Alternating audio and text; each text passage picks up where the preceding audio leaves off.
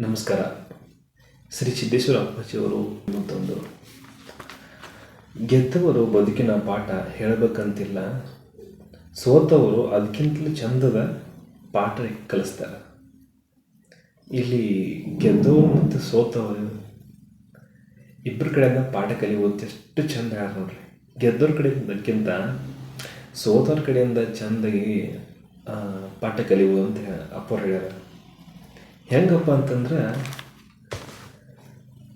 ಗೆದ್ದವರು ನಾ ಹೆಂಗೆ ಗೆದ್ದೆ ಅಂತ ಒಂದು ಸ್ವಲ್ಪ ಇದಾಗಿ ಹೇಳ್ತಾರೆ, ಬಟ್ ಎಲ್ಲನೂ ಹೇಳ್ಬಿಡ್ಲ.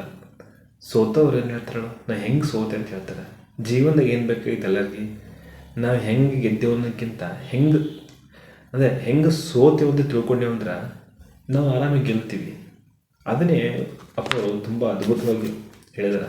ಈ ಯೂತ್ ಜನತೆಗೆ ಇಂತಹ ಸಂದೇಶಗಳು ಅಪ್ಪರಿಂದ ಸಿಕ್ಕಿದಾವ. ಅವರಿಂದ ನಾವೆಲ್ಲ ಸ್ಫೂರ್ತಿ ತೊಗೊಂಡು ಒಂದೊಂದು ಹೆಜ್ಜೆ ಇಡುತ್ತಾ ಬಂದೀವಿ ಇಲ್ಲಿತನ. ಹಾಗೆ ಮುಂದೆ ಇದೇ ಥರನೂ ಹೋಗೋಣ ಅಂತ ಹೇಳ್ತೀವಿ. ಸಿದ್ದೇಶ್ವರ ಅಪ್ಪರ ಒಂದೊಂದು ನುಡಿಮುತ್ತುಗಳನ್ನ ತಿನ್ನೋದೊಂದು ವಿಡಿಯೋ ಮಾಡಿ ಹಾಕೋಣ ಅಂತಿದ್ದೀವಿ. ಅದಕ್ಕೆ ನಿಮ್ಮ ಸಪೋರ್ಟ್ ಎಲ್ಲ ಹಿಂಗೆ ಇರಲಿ. ಧನ್ಯವಾದಗಳು.